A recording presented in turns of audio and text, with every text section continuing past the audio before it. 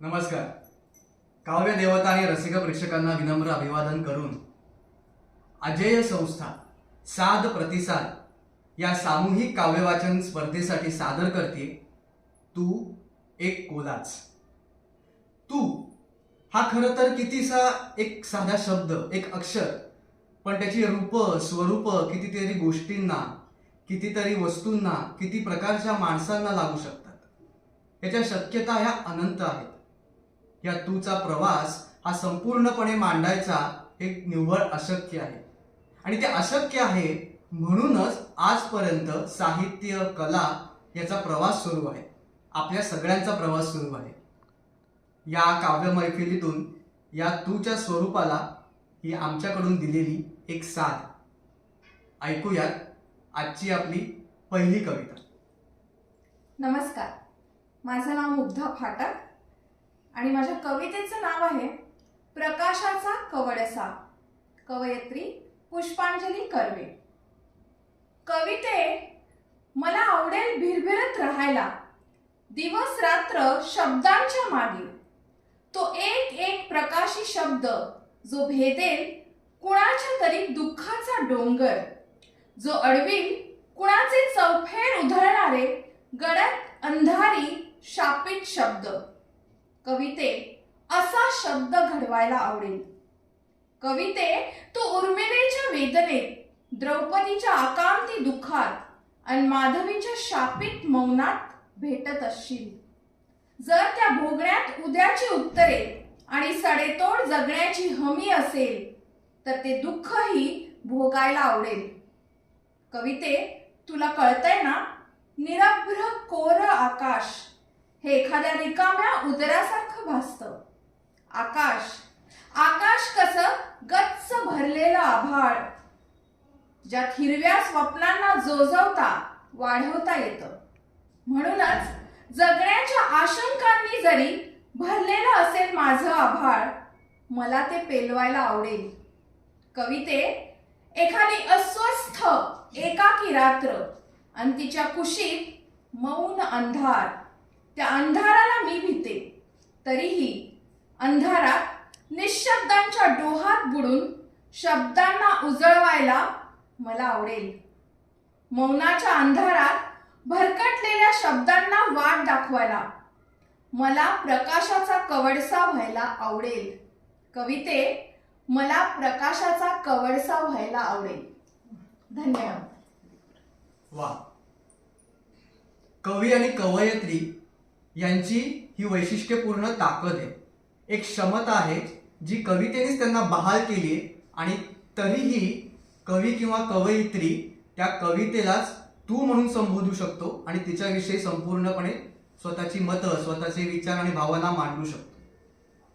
प्रतिभेची ही विलक्षण शक्ती माणसाला कदाचित देवाच्याही नजरेत नजर रोखून काही गोष्टी बोलायला भाग पडत असेल. पण ही अशी शक्ती जेव्हा एखाद्या कवीकडनं, कवयित्रीकडनं निसटून जाते म्हणा, आणि जेव्हा आपण फक्त माणूस म्हणून उरतो, या माणसांचा झुंड, या माणसांचा समाज जेव्हा तयार होतो, त्या समाजाचा पुन्हा एक चेहरा तयार होतो, तोही पुन्हा मानवीच.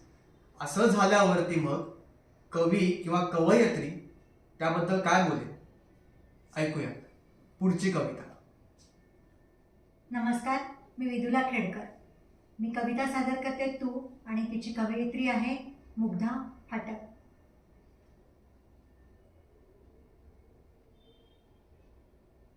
तू तू हलक्या मनाचा, तू हलक्या मनाचा, तू हलक्या कानाचा.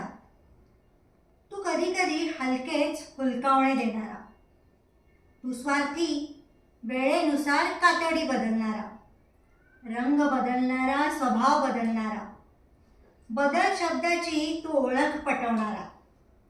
तू कुणाचाच नाही, तू कुणाचाच नाही, तुझा ना माझा, आईचा ना बापाचा, ना सख्या बायकोचा. सख्यत्वाच्या कल्पना तू विसरायला लावणारा, तू प्रकाशात चेहरा लपवणारा, अंधारात चेहरा दाखवणारा.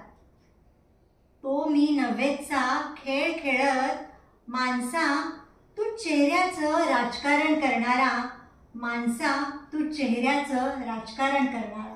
वा. धन्यवाद.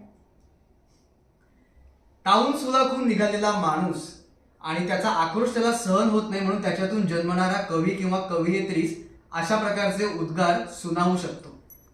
पण हाच माणूस जेव्हा अगदी त्याच्या माणूसपणाच्या उंबरठ्यावर उभा असतो आणि एखादी सहचारिणी त्याच्या आयुष्याची नांदी म्हणून जेव्हा येत असते, तेव्हा हीच कवयित्री किंवा कवी त्याच्या शब्दांना कोणतं स्वरूप देतो ते ऐकूयात. पुढची कविता. नमस्कार, मी किरण बर्डे रेखा कुलकर्णी यांची कविता सादर करते. गौरांगी तू.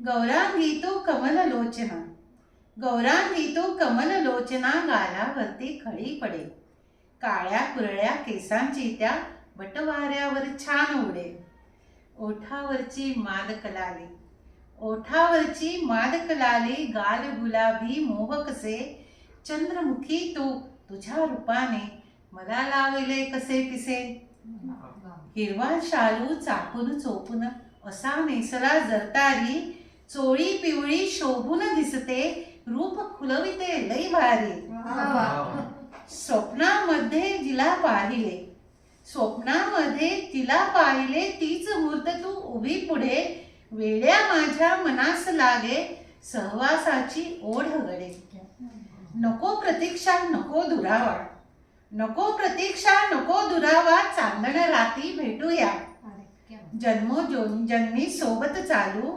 आणाभागा घेऊया, विश्वासाच्या पायावरती नाते आपले उभे करू, रुसवा फुगवा नकोच केव्हा, सदैव हाती हात धरू, तुझ्यानी माझ्या संसाराला, तुझ्यानी माझ्या संसाराला, फुलवू आपण प्रेम भरे, आनंदाने सोबत चालत, आयुष्याची वाट सरे, आयुष्याची वाट सरे. मस्त. आयुष्याचा हा असा गुलाबी काळ जगत असताना जेव्हा कवी आणि कवयित्रीला पुन्हा कवितेचा आधार घ्यावासा वाटतो आणि स्वतःची प्रतिमा ही कवितेमधनं आपल्या समोर मांडावीशी वाटते, तेव्हा त्या शब्दांचं स्वरूप, त्या तूचं स्वरूप कसं येतं हे आता आपण बघूयात. हे मी तुमच्या समोर सादर करतोय. नमस्कार, माझं नाव अवधूत येरगोळे. कवितेचं शीर्षक आहे सखी साजिरी आणि कवयित्री आहे सौ किरण बर्डे. हृदयात दाटलेले शब्दात मांडते तू, हृदयात दाटलेले शब्दात मांडते तू, होऊन शब्द गंगा अर्थास वाहते तू,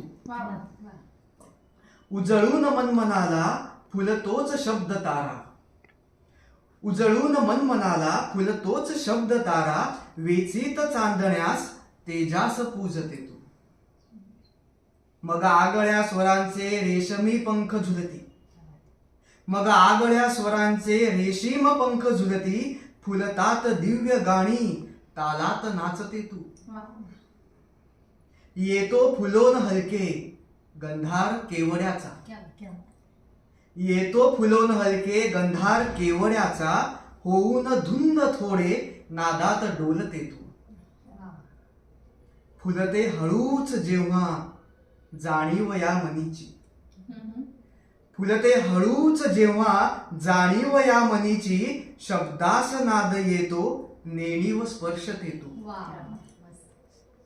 गाणे कुणी म्हणे या कोणी म्हणेल ओवी, गाणे कोणी म्हणे या कोणी म्हणेल ओवी, मातीत नांदताना अवकाश सांधते तू, मातीत नांदताना अवकाश सांधते तू,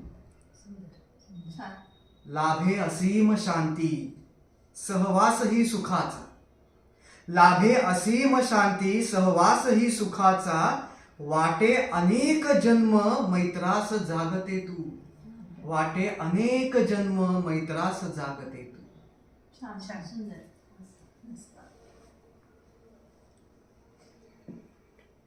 अशा या कवितेच्या तूचं स्वरूप जेव्हा ती गाणं बनून भरत जाते, फुलत जाते, पुढे पुढे प्रवाही होत जाते. आता पुन्हा एकदा आपण उडी घेऊया अशा एखाद्या वयामध्ये जिकडे कविता जाऊन एका नवतरुणाला किंवा तरुणीला भेटते आणि त्यांच्या तेव्हा त्या आयुष्यात काय सुरू असेल, त्यांना त्या त्या गोष्टींचे संदर्भ घेऊन त्यांना काय व्यक्त व्हायला आवडत असेल, व्हावंसं वाटत असेल, असं एक तुझं स्वरूप पुढे आपण बघूया पुढच्या कवितेतून. नमस्कार, मी पुष्पांजली कर्वे. माझी ही कविता आहे कवी चिन्मय यांची. किती सोपं असतं, किती सोपं असतं तू बरोबर असताना, किती सोपं असतं तू बरोबर असताना पळून जाणं जगातून, किती सोपं असतं तू बरोबर असताना पळून जाऊन जगातून. काही वेळासाठी तुझ्यासोबत व्हावे पसार, काही वेळासाठी तुझ्यासोबत व्हावे पसार दूर कुठेतरी, जिथे कोणीच नसेल, जिथे कोणीच नसेल फक्त तू आणि मी, जिथे कोणीच नसेल, जिथे कोणीच नसेल फक्त तू आणि मी. मग अजून पुढे, मग अजून पुढे. आज तू नाहीस, आज तू नाहीस, तुझी खूप आठवण येते. आज तू नाहीस, तुझी खूप आठवण येते. आज मला पुन्हा एकदा पळायचंय, आज मला पुन्हा एकदा पळायचंय सगळ्यापासून, आज मला पुन्हा एकदा पळायचंय सगळ्यापासून, सगळ्यांपासून. आज मला पुन्हा एकदा पळायचंय सगळ्यापासून, सगळ्यांपासून. तुझ्याबरोबर, तुझ्याबरोबर प्रिय सायकल.